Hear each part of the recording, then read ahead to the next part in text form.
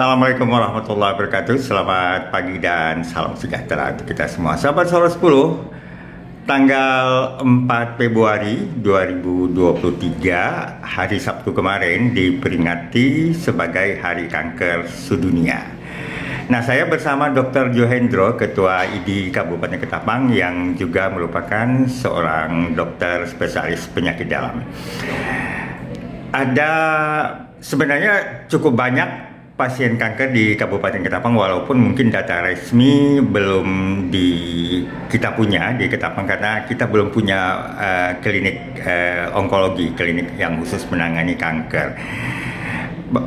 Pak Dokter, sebenarnya bagi masyarakat banyak, bagaimana cara mereka menghadapi kanker ini?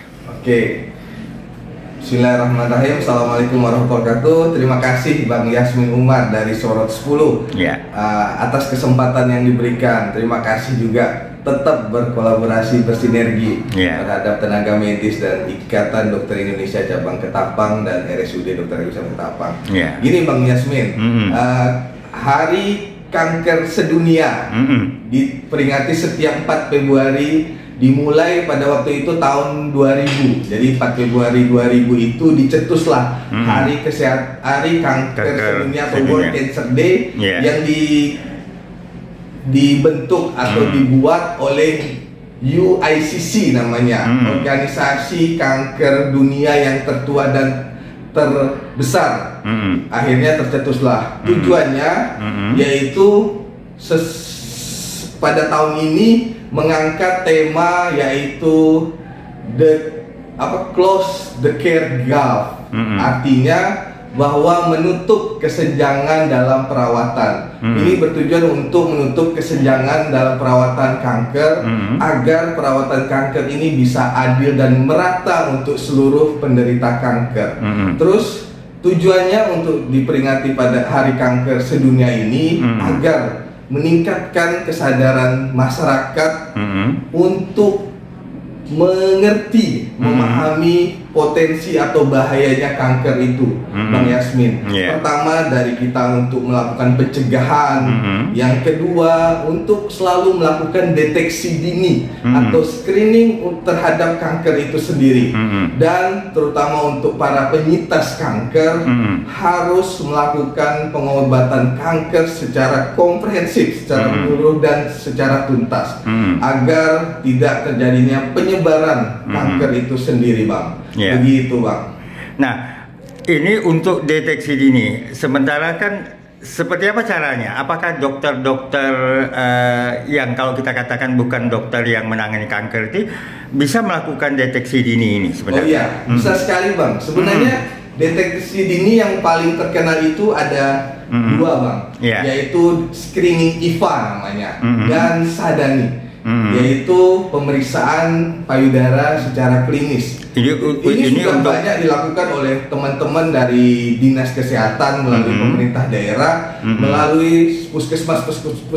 Berarti sudah bisa sebenarnya. Atau tenaga dokter pun bisa melakukan, yaitu deteksi atau screening IVA dan SADANI. Ini bertujuan untuk mencegah terjadinya ada dua cancer yang paling banyak, yaitu kanker leher rahim atau serviks dan kanker mame atau kanker payudara.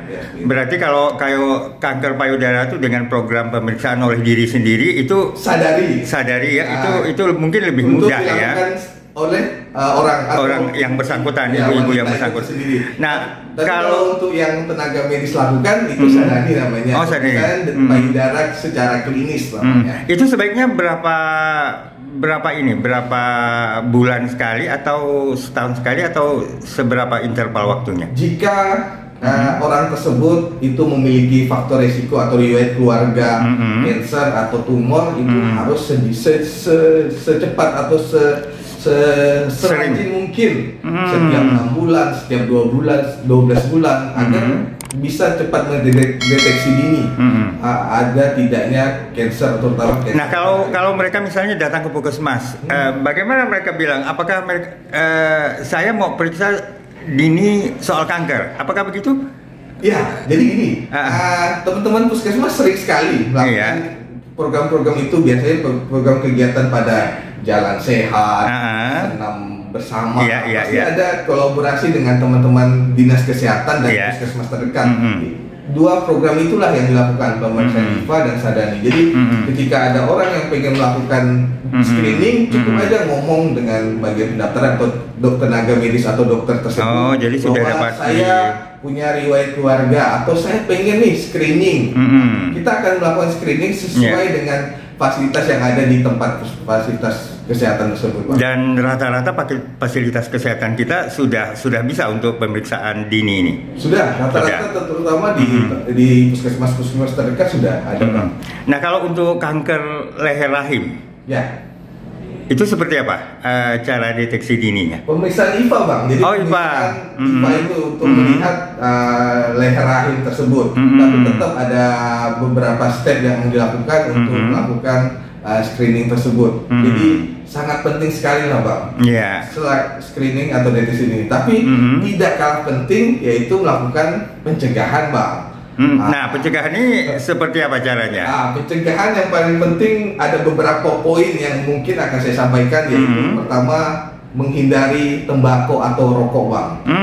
Stop alkohol, pola hidup sehat, yaitu olahraga rutin, makan makanan sehat tanpa bau ngawet, tanpa penambah rasa, tanpa pemanis buatan, terus deteksi dini IFA dan Sadani itu. Terus mohon maaf bagi ibu-ibu yang menyusui, lakukanlah menyusui anak dengan baik, karena salah satu manfaat untuk menyusui itu yaitu mencegah terjadinya kanker payudara juga, Pak.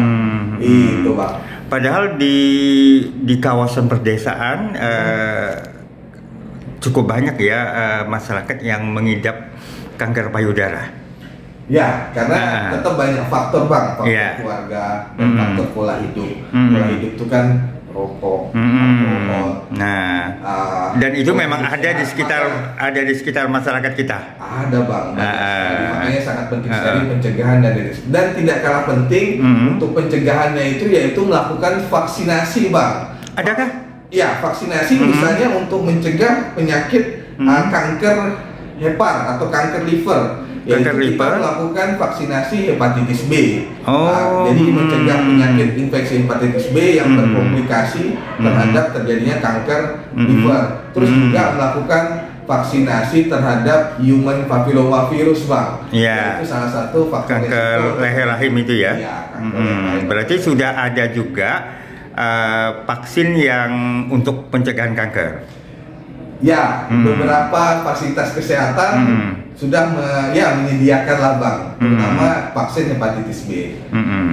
Tapi berbayar itu ya? Kalau vaksin hepatitis B itu kan termasuk salah satu program pemerintah juga, gitu yang dari anak-anak kan sudah dapat. Dok, soal klinik yang menangani kanker di Rumah Sakit Agus Jam kita di Ketapang ini kan belum ada. Mungkin nggak ke depannya kita punya poli onkologi atau yang menangani kanker ini? Insya Allah, Bang. Jadi jika kebutuhan atau jumlah pasien semakin meningkat, terus tetap kolaborasi dari tetap pemerintah daerah pasti akan memberikan support dukungan terhadap jika ada pengembangan pelayanan di Rumah Sakit Dr. Agus Jam Ketapang. Banyak yang perlu disiapkan selain sumber daya manusianya kan, peralatan, teman-teman penunjang atau tenaga medis lain, peralatan dan hal-hal yang perlu dipersiapkan. Tidak pasti insya Allah jika memungkinkan dan dibutuhkan, insya Allah ke depan akan ada pelayanan itu, Bang. Dokter, terima kasih atas bincang-bincangnya. Semoga ini dapat menginspirasi masyarakat bahwa yang paling penting menghadapi kanker adalah kita melakukan pencegahan atau deteksi dini. Yasmin Umar untuk Soros 10.